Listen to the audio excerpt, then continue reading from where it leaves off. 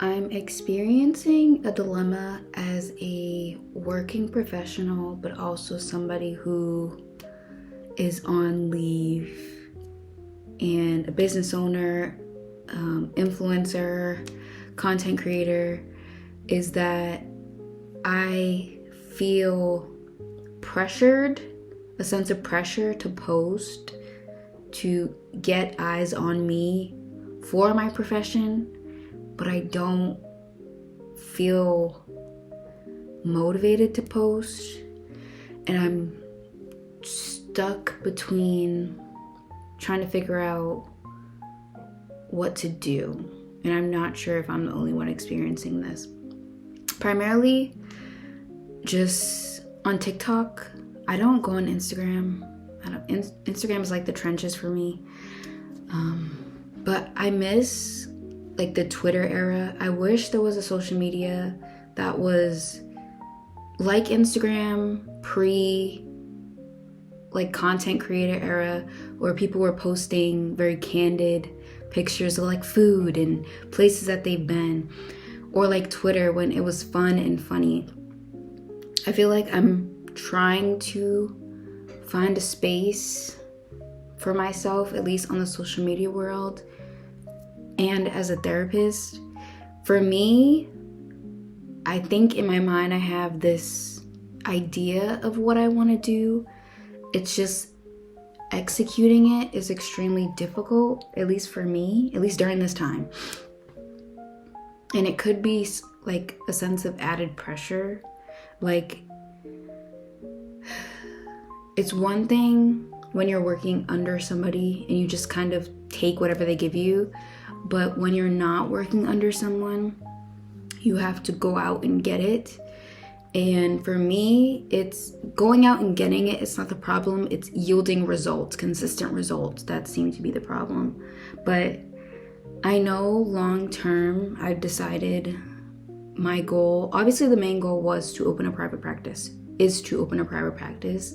But I was doing research on consulting and what that entails, not only consulting, but coaching as well. And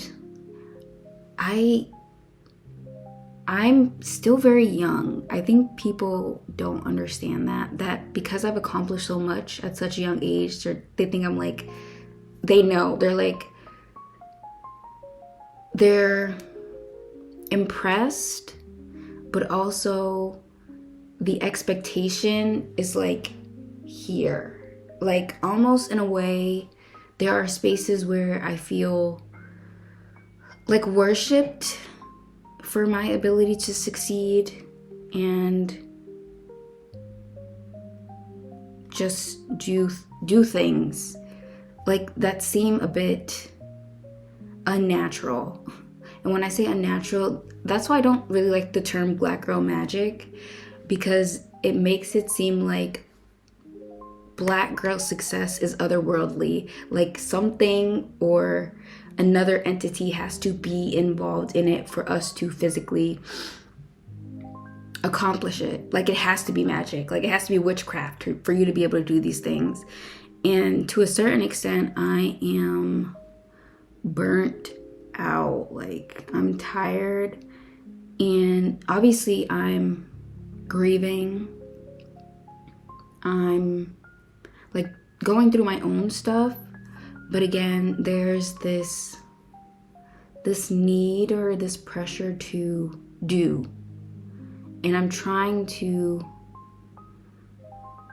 I guess, work through this idea that I have to be doing things, accomplishing things to feel validated, I guess.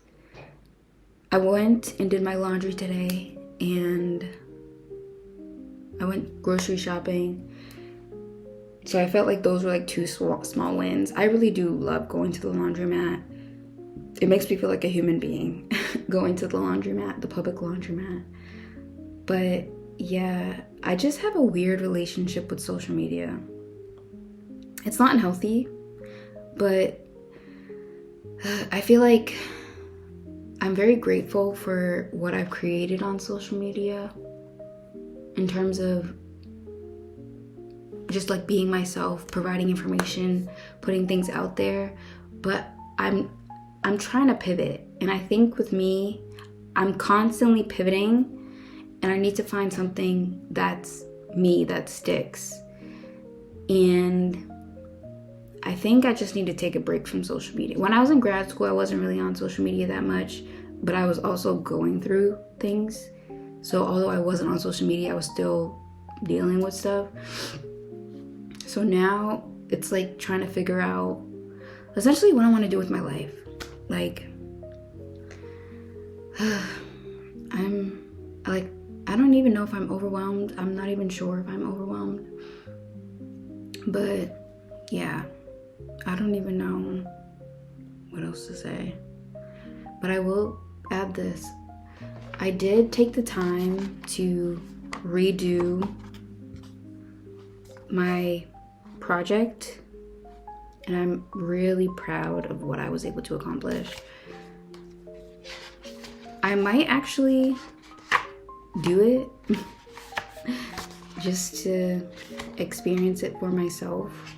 I kind of don't want to write in this because this is like the first copy, but I'll probably do it. There's a electronic version, so I'll probably do the electronic version. But what I wish people knew about me is that although I am relatively calm, relatively level-headed, driven, ambitious, successful in many ways, I am still young and learning, and I have feelings too. People often say that I'm hard to read, but from my perspective, I don't think I'm hard to read at all. Just ask me a question and I'll answer it. I think I'm very honest. Like, if you ask me a question, I'll answer it.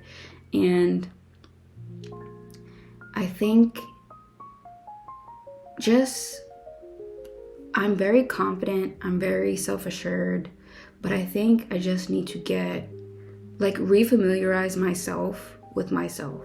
Like, it's been a while. Like, I think I mentioned this, I don't even know where I mentioned this, but there has never been a time where I'm just focused on myself. And this feels like a time where I get to focus on myself. And I'm a big journaler, but due to what I've experienced in the last couple months, I haven't really had the time to journal or the motivation to journal, because honestly, I was telling my therapist I don't want to relive what I experienced within the last 3 months or 2 months, 3 months. So I've been kind of avoiding it. But yeah, I think people should understand that therapists are human too. And I don't know, everybody's just trying to figure it out.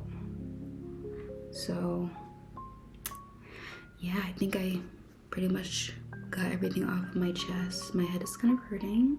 I got this spray. It's in the corner over there. It smells really good. I was torn between two, and I settled on that one, but I might go back for the other one. And I need to get another phone. My phone does not work properly. Honestly, I've been back to what I was saying before. In trying to figure out how I want to navigate social media, especially as a business owner and a brand, I was looking at a camera and I was like, do I invest in the camera? Even though I have, let me see if I have it here. I probably do, yeah. Even though I have this, but this is my sister's and I'm using it. So I have the tools and I've been doing it. It's just a matter of being consistent. And I would say I'm doing a very good job at just being consistent. But I think I need to delete TikTok because it's making my brain sad. But yes, if you're watching this and you're going through something, just know you're not alone. And life is hard.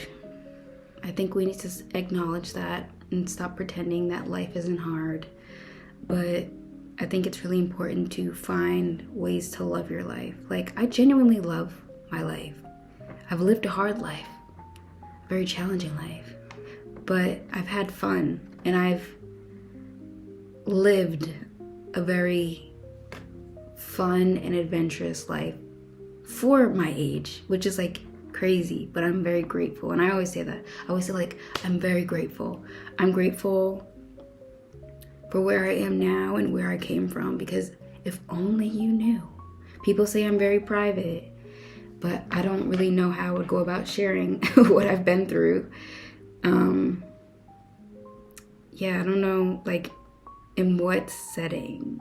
Like, unless I'm like at a speaking engagement telling my story, I don't really foresee me just sharing my story willy-nilly. But if only you knew what I've been through or what I've overcome, you wouldn't believe how I'm sitting here today. Sometimes I really question, like, bro, how am I still alive? Like, how did I survive my childhood? But I was watching a video of Maya Angelou, and she was reciting a poem about the blues. I'll insert it maybe right here.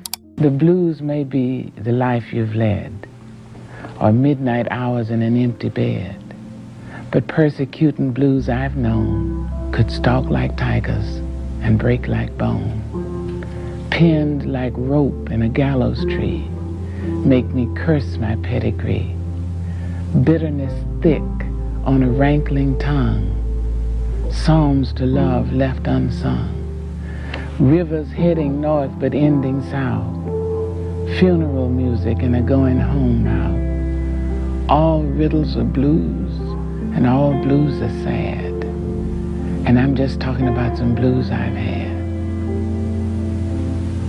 I made you feel that way? Thinking about all those things, all those people.